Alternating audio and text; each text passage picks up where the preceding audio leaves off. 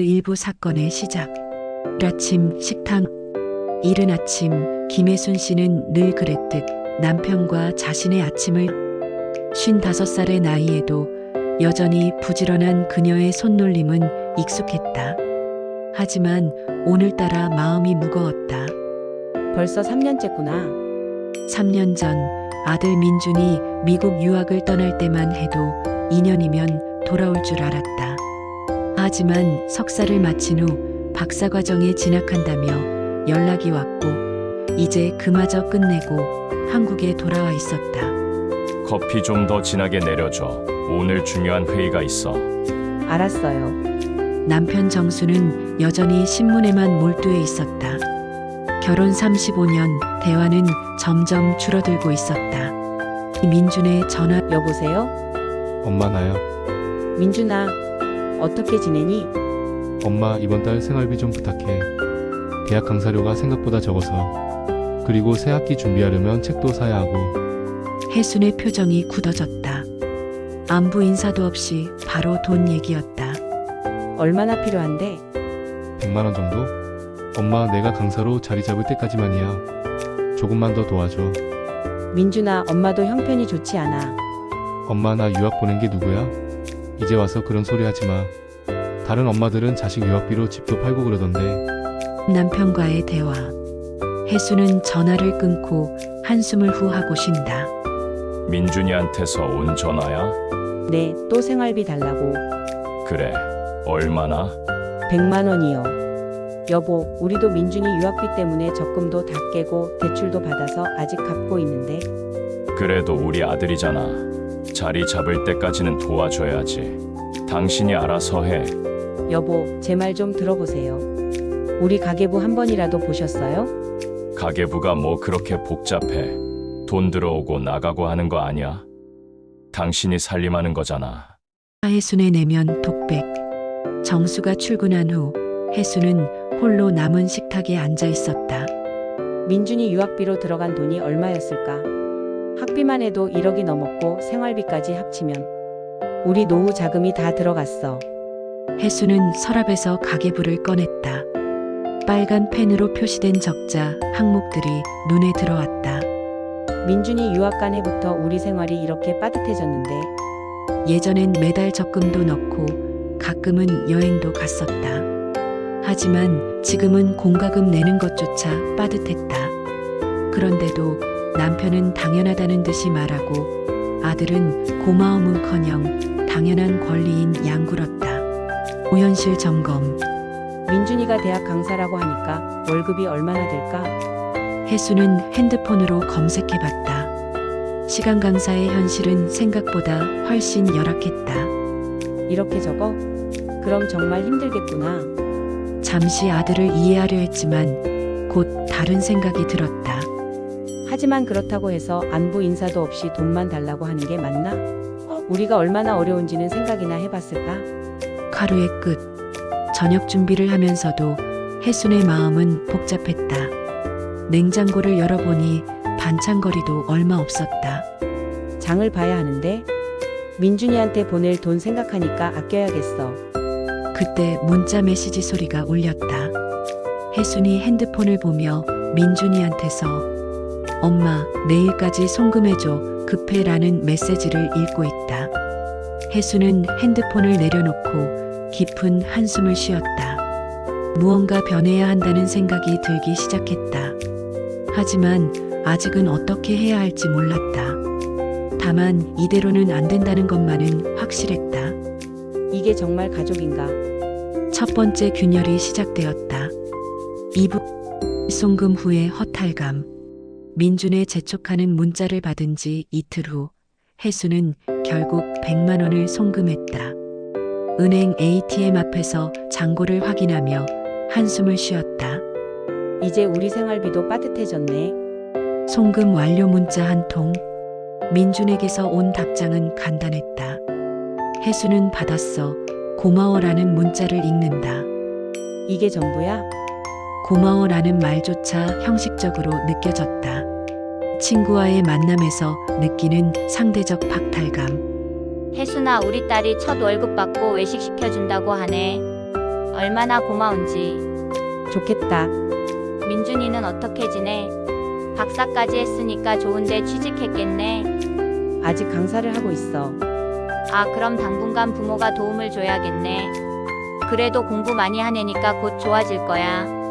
혜수는 커피잔만 바라보며 대답할 말을 찾지 못했다. 민준의 두 번째 요구.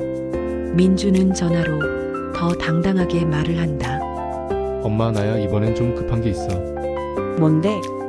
학회 발표가 있어서 정장이랑 노트북도 새로 사야 하고, 그리고 교수님들이랑 식사 모임도 있고. 얼마나 드는데? 한 150만 원? 엄마, 이런 건 투자라고 생각해. 나중에 정교수 되면 다 갚을 거야. 민준아, 지난번에 방금 보낸 지 며칠 안 됐는데.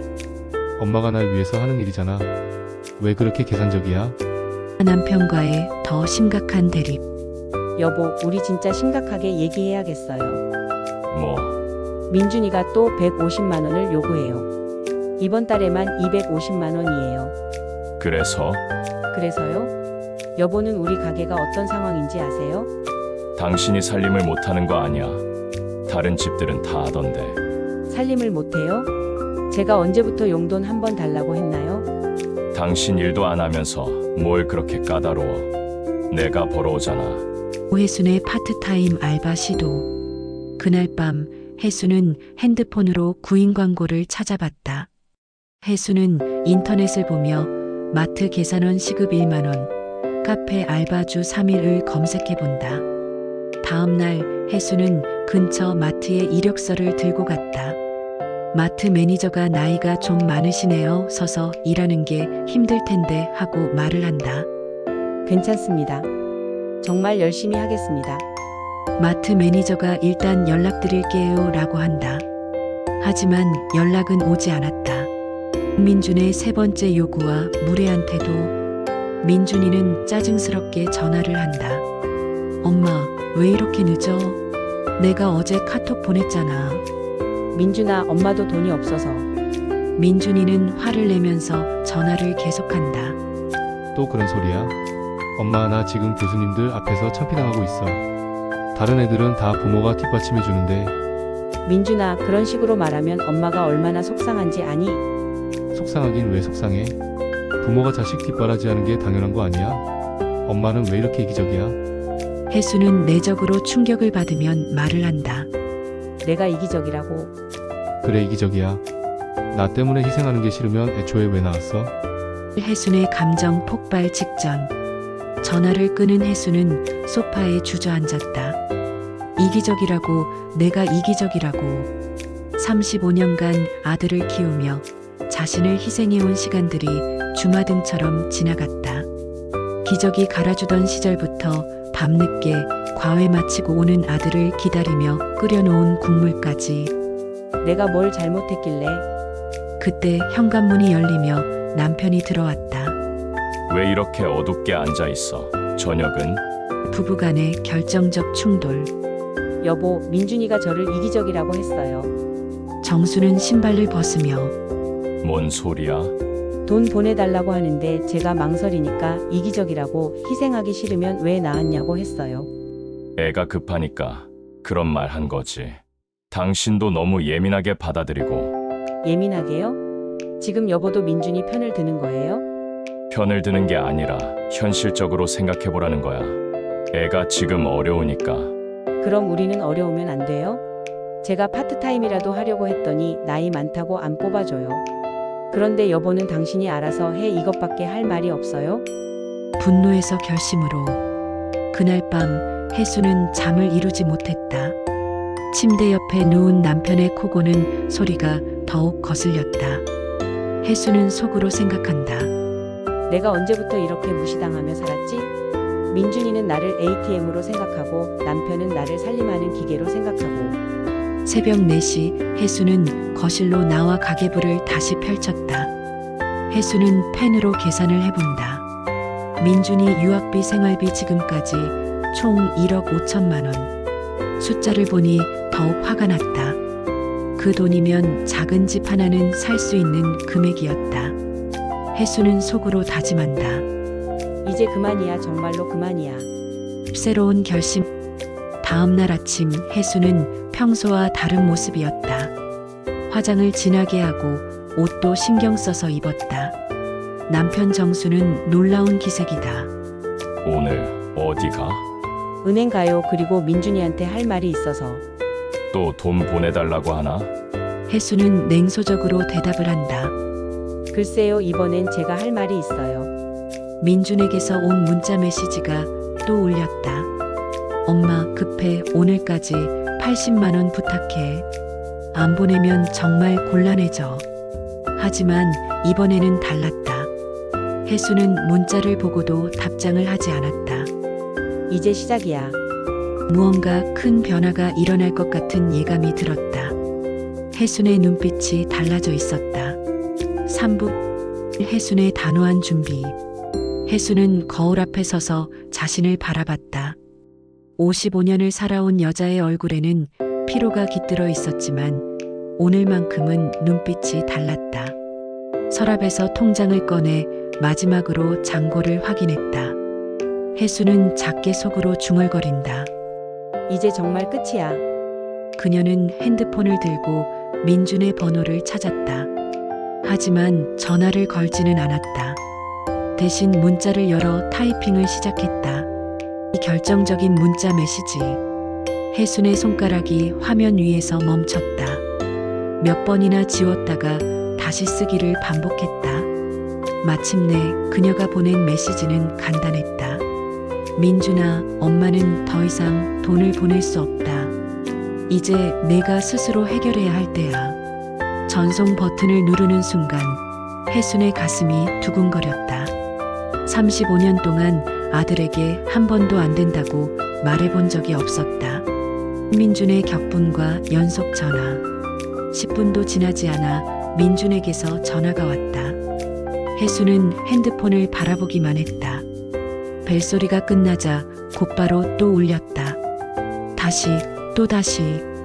전화 벨소리와 함께 총 17통의 부재중 전화. 그리고 연달아 쏟아지는 문자 메시지들. 민준의 문자들. 엄마 농담이지? 왜 전화 안 받아? 진짜 화났어.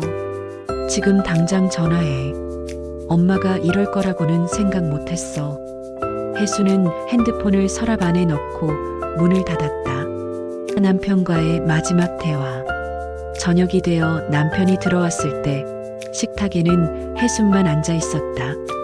평소 같으면 남편의 식사를 차려놓았겠지만 오늘은 달랐다. 밥은? 저는 먹었어요. 냉장고에 반찬 있으니까 알아서 드세요. 정수는 처음 보는 아내의 모습에 당황했다. 민준이한테서 전화 왔던데 당신이 돈 안 보낸다고? 네, 안 보냈어요. 당신이 무슨 권리로? 제 권리요. 제가 번 돈도 아니고 제가 관리하는 돈도 아니라면서요? 혜수는 자리에서 일어났다. 이제 당신이 직접 하세요. 아들한테 돈도 보내고 살림도 하고. 혜순의 짐 정리. 혜수는 안방으로 들어가 캐리어를 꺼냈다. 옷가지를 차근차근 정리하기 시작했다.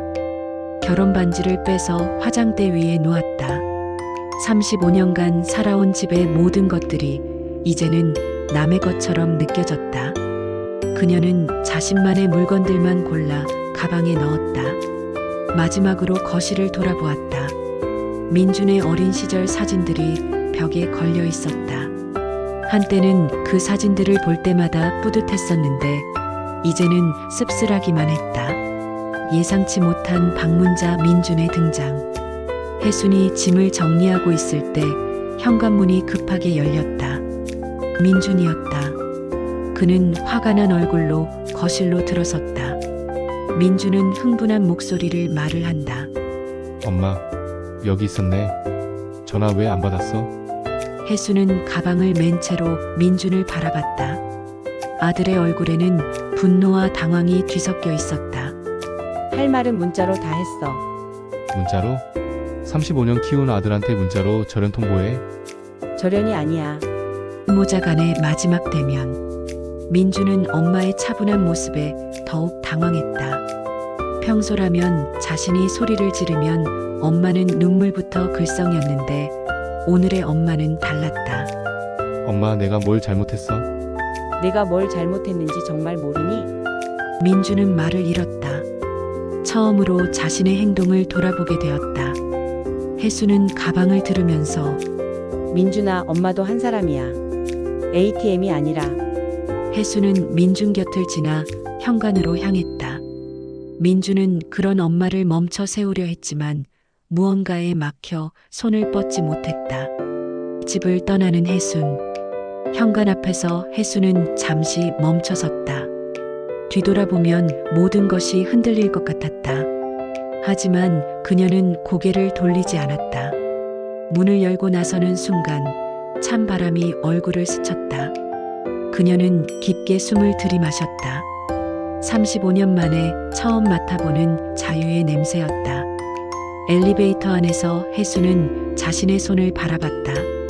결혼 반지가 없는 손가락이 어색하지만 홀가분했다. 남겨진 남편과 아들. 혜순이 떠난 후 집안은 이상한 침묵에 휩싸였다. 정수는 소파에 앉아 멍하니 TV를 바라봤고 민주는 엄마의 빈 방을 들여다보고 있었다. 화장대 위에 놓인 결혼 반지가 눈에 들어왔다. 민주는 처음으로 엄마의 진심을 이해하기 시작했다. 내가 정말 그렇게 했나? 거실에서는 정수가 냉장고를 열어보고 있었다. 반찬들이 있었지만 어떻게 차려 먹어야 할지 몰랐다. 35년 동안 아내가 해주던 모든 것들이 새삼 크게 느껴졌다. 새로운 시작을 알리는 아침. 다음 날 아침, 혜수는 작은 원룸에서 눈을 떴다. 언니 집에서 하룻밤을 보낸 후 급하게 구한 방이었다. 가구도 제대로 없는 빈 공간이었지만 이상하게 마음이 평온했다. 핸드폰에는 민준과 정수에게서 온 수십 통의 메시지가 있었다. 하지만 혜수는 읽지 않았다. 대신 그녀는 창문을 열어 환기를 시켰다. 그리고 작은 탁자에 앉아 새로운 계획을 세우기 시작했다. 55세, 김혜순의 새로운 인생. 처음으로 자신만을 위한 시간이 시작되었다. 무엇을 해야 할지, 어떻게 살아야 할지는 아직 확실하지 않았다. 하지만 분명한 것이 하나 있었다. 더 이상 누구의 ATM도 누구의 살림 기계도 아닌 오롯이 자신만의 삶을 살 것이라는 다짐이었다. 사부 침묵 속에서 깨닫는 남편. 정수는 셋째 날 밤 처음으로 라면을 끓여 먹었다. 물이 넘쳐 가스레인지를 태우고 면은 퍼져서 죽처럼 변했다. 59세 남자가 처음 끓인 라면의 맛은 쓰디쓸 뿐이었다. 그는 혜순이 늘 앉던 식탁 자리를 바라봤다. 35년 동안 당연하게 받아왔던 모든 것들이 사라진 자리에는 공허함만 남았다. 정수는 작게 중얼거린다. 내가 뭘 한 거지? 처음으로 자신의 무관심이 얼마나 큰 상처였는지 깨달았다. 너무 늦었다는 생각에 젓가락을 놓았다. 민준의 첫 번째 자립시도. 민준은 편의점에서 아르바이트를 시작했다. 박사 학위를 가진 35세 남자가 처음 하는 단순 노동이었다. 바코드를 찍고 계산을 하는 일이 이렇게 어려울 줄은 몰랐다. 첫 월급은 89만 원. 그동안 엄마에게 요구했던 돈이 얼마나 큰 액수였는지 처음 알았다. 손에 든 봉급 통장을 바라보면서 힘이 빠진 모습이다. 그날 밤 민주는 처음으로 엄마에게 미안하다는 문자를 보냈다. 답장은 오지 않았다. 혜순의 새로운 일상, 카페에서. 혜순은 작은 독립서점 카페에서 일하기 시작했다. 시급은 높지 않았지만 책 냄새와 조용한 분위기가 마음을 달래주었다. 손님이 없는 오후에는 진열된 책들을 읽으며 시간을 보냈다. 특히 그녀가 즐겨 읽게 된 것은 중년 여성의 재시작에 관한 책들이었다. 55세는 끝이 아니라 새로운 시작일 수 있다는 문장에 밑줄을 그었다. 혜수는 책을 읽으며 혼잣말을 한다. 아직 늦지 않았구나. 처음으로 자신만의 시간을 갖는 기쁨을 느꼈다. 누군가를 위해서가 아닌 오롯이 자신을 위한 시간이었다. 3달 후 변화된 가족의 모습. 3개월이 지났다. 정수는 집안일을 혼자 해내기 위해 유튜브를 보며 요리를 배웠다. 손에는 화상 자국이 여러 개 생겼지만 이제 제법 먹을 만한 음식을 만들 수 있게 되었다. 민주는 편의점 알바와 강의를 병행하며 조금씩 경제적 독립을 향해 나아가고 있었다. 그동안 얼마나 많은 것을 당연하게 여겼는지 뼈저리게 느끼고 있었다. 그리고 혜수는 변했다. 얼굴에 생기가 돌았고 새로운 취미까지 생겼다. 서예 수업을 듣기 시작한 것이다. 첫 번째 화해의 시도, 정수의 편지. 정수는 혜순에게 편지를 썼다. 35년 결혼 생활 중 처음 쓰는 편지였다. 볼펜으로 여러 번 지웠다. 다시 쓰기를 반복했다. 여보, 미안해. 이 한마디밖에 할 말이 없어. 내가 얼마나 힘들었는지 이제야 알겠어. 편지는 혜순의 카페로 배달되었다. 혜순은 편지를 읽고 한참을 서 있었다. 눈물이 났지만 마음이 흔들리지는 않았다. 미안하다고 해서 다 해결되는 건 아니야. 그녀는 답장을 쓰지 않았다. 아직 용서할 준비가 되지 않았다. 민준의 깨달음. 엄마의 그 자리에서 민준은 우연히 엄마가 일하는 카페를 발견했다. 유리창 너머로 보이는 엄마의 모습은 낯설었다. 웃고 있었다. 집에서는 보지 못했던 편안한 미소였다. 그는 카페 안으로 들어가지 못하고 한참을 밖에서 서성거렸다. 엄마가 자신 없이도 이렇게 행복할 수 있다는 사실이 충격이었다. 민주는 속으로 중얼거리며 엄마가 이렇게 밝을 수 있었구나. 그날 민주는 처음으로 자신이 엄마에게서 빼앗은 것이 돈만이 아니라는 것을 깨달았다. 엄마의 웃음, 엄마의 꿈, 엄마의 시간까지 모두 빼앗았던 것이다. 혜순의 내적 성장. 서예 작품. 혜순은 서예 수업에서 자립이라는 글씨를 썼다. 자립, 스스로 서는 것. 붓에 먹을 묻혀 한 획 한 획 정성스럽게 그어나갔다. 참 힘있게 쓰셨네요. 마음이 단단해진 게 글씨에 드러나요. 혜수는 자신의 작품을 바라보며 뿌듯함을 느꼈다. 이제는 누구의 엄마, 누구의 아내가 아닌 김혜순으로 살고 있었다. 혜수는 자신의 작품을 보며 이제야 진짜 내가 되는 것 같아. 6개월 후 가족의 변화된 일상. 6개월이 지났다. 정수는 이제 혼자서도 집안을 꾸려나갈 수 있게 되었다. 그는 매일 아침 혜순의 빈자리를 보며 하루를 시작했다. 민주는 2개의 아르바이트를 하며 완전히 경제적으로 독립했다. 힘들었지만 스스로 번 돈으로 사는 라면 한 그릇이 그렇게 맛있을 줄은 몰랐다. 혜수는 카페 일과 함께 온라인으로 중년 여성들을 위한 상담 자격증 공부를 시작했다. 자신과 같은 상처를 가진 여성들을 돕고 싶다는 새로운 꿈이 생겼다.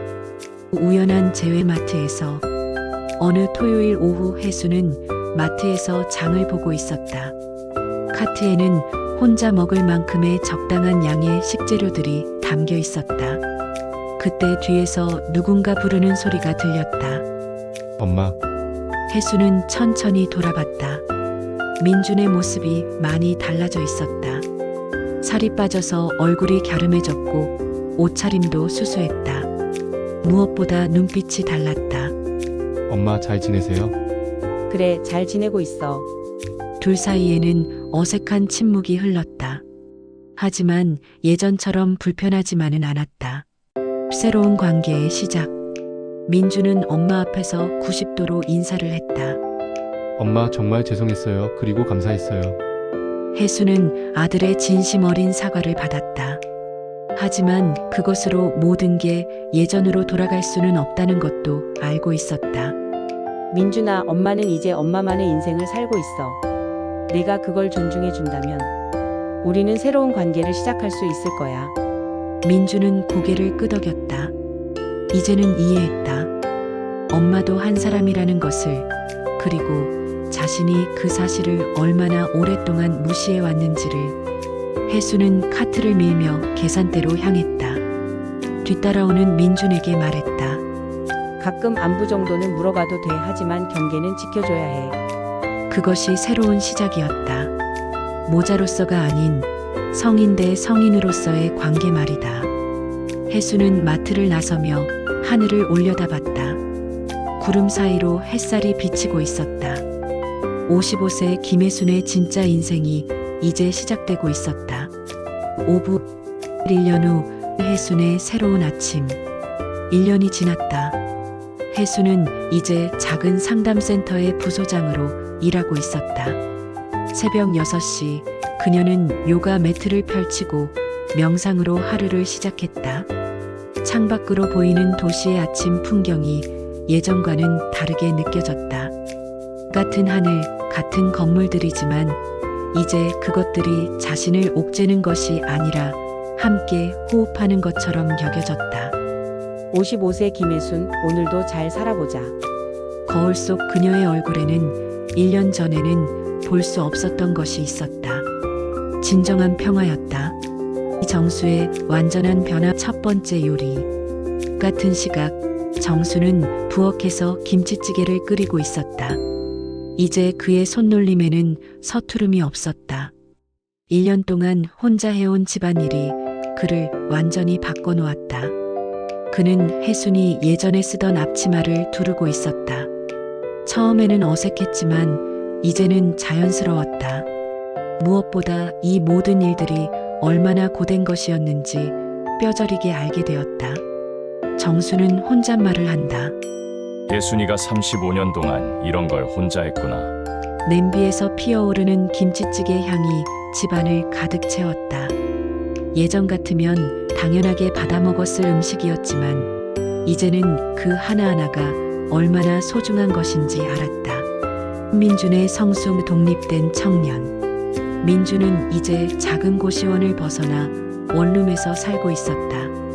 3개의 아르바이트를 병행하며 모은 돈으로 직접 계약한 첫 번째 집이었다. 벽에는 자신이 직접 구입한 작은 액자가 걸려 있었다. 셀프 메이드 맨이라고 적힌 포스터였다. 35세가 되어서야 진정한 어른이 되는 법을 배우고 있었다. 이제 정말 내 돈이야. 그는 매달 10만 원씩 적금을 넣기 시작했다. 언젠가 엄마에게 진짜 선물을 하고 싶었다. 돈을 달라고 조르는 아들이 아니라 감사를 표현할 줄 아는 성인으로서 말이다. 혜순의 새로운 도전. 대학원 진학. 혜순은 심리상담학과 대학원에 합격했다. 55세의 나이에 시작하는 새로운 공부였다. 젊은 동기들 사이에서 그녀는 가장 열정적인 학생이었다. 도서관에서 책을 읽는 그녀의 모습은 20대 못지않게 진지했다. 노트에 빼곡히 적힌 메모들은 그녀의 열망을 보여주었다. 배움에는 나이가 없다는 것을 몸소 증명하고 있었다. 아직도 배울 게 이렇게 많구나. 그녀는 자신과 같은 상처를 가진 중년 여성들을 전문적으로 도울 수 있는 상담사가 되고 싶었다. 상처는 상처를 이해하는 사람이 가장 잘 치료할 수 있다는 믿음으로. 첫 번째 가족 모임. 조심스러운 재회. 민준의 생일이었다. 1년 만에 처음으로 가족이 한자리에 모였다. 정수와 민준은 혜순이 오기 전부터 긴장하고 있었다. 어떤 얼굴로 만나야 할지, 무슨 말을 해야 할지 몰랐다. 혜순이 나타났을 때 두 사람은 깜짝 놀랐다. 그녀는 완전히 달라져 있었다. 옷차림부터 헤어스타일, 심지어 걸음걸이까지 모든 것이 당당하고 우아했다. 여보, 안녕하세요. 안녕하세요라는 정중한 인사. 예전의 여보, 아빠 같은 가족 호칭은 사라졌다. 새로운 관계의 시작을 알리는 신호였다. 경계가 있는 대화. 새로운 가족의 룰. 식사는 조용히 진행되었다. 예전 같으면 혜순이 이것저것 챙겨주며 바쁘게 움직였겠지만 이제는 각자가 자신의 음식을 스스로 관리했다. 엄마 요즘 어떻게 지내세요? 대학원 다니고 있어. 재미있더라. 대학원을? 언제부터? 작년 9월부터요. 제가 하고 싶었던 일이에요. 대화는 정중했지만 거리감이 있었다. 하지만 그 거리감이 불편하지는 않았다. 오히려 서로를 존중하는 건강한 경계처럼 느껴졌다. 민준의 진심 어린 사과와 감사. 식사가 끝나갈 무렵 민준이 조심스럽게 입을 열었다. 엄마, 제가 준비한 게 있어요. 그는 작은 상자를 꺼냈다. 직접 아르바이트를 해서 산 첫 번째 선물이었다. 비싸지는 않았지만 그 안에는 1년간의 깨달음과 성장이 담겨 있었다. 엄마가 35년 동안 저에게 해주신 모든 것들, 이제야 그 무게를 알겠어요. 정말 정말 죄송하고 감사해요. 혜수는 상자를 받으며 아들의 진심을 느꼈다. 하지만 감정에 휩쓸리지는 않았다. 이제는 선물보다 더 중요한 것이 아들의 변화된 마음이라는 것을 알았다. 정수의 늦은 고백. 민준이 화장실에 간 사이 정수가 혜순에게 조심스럽게 말을 건넸다. 여보, 나 정말 미안해. 알아요. 돌아올 생각은 없니? 혜수는 잠시 침묵했다. 예상했던 질문이었지만 답은 이미 정해져 있었다. 아니요, 저는 이제 제 인생을 살고 있어요. 혼자서 잘 살 수 있다는 걸 증명했잖아요. 정수는 고개를 끄덕였다. 아쉬웠지만 이해했다. 혜순에게는 이제 다른 꿈이 있다는 것을, 그리고 그 꿈에는 자신이 들어갈 자리가 없다는 것을 말이다. 2년 후 혜순의 완전한 자립. 2년이 더 지났다.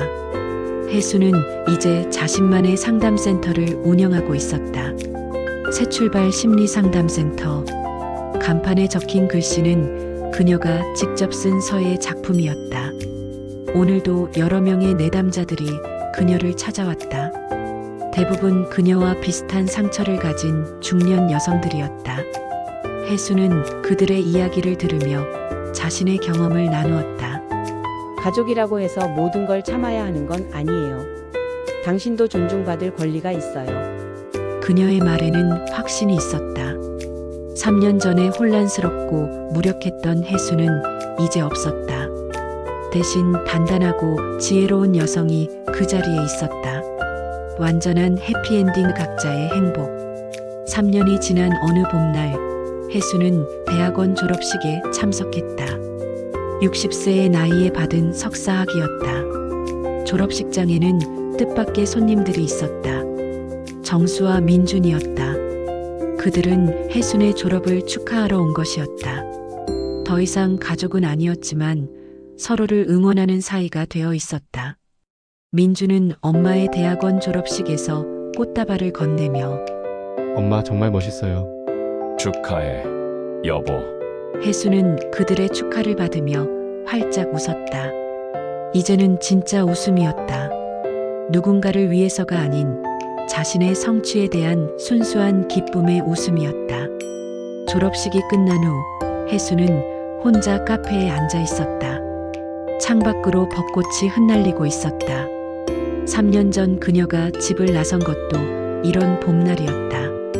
혜수는 혼잣말로 조용히 중얼거린다. 60세 김혜순, 이제 진짜 시작이야.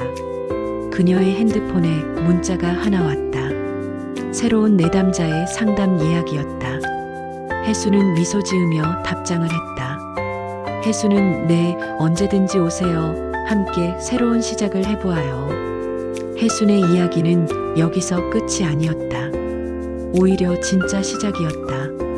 60세 여성의 두 번째 인생이 지금부터 펼쳐질 것이었다.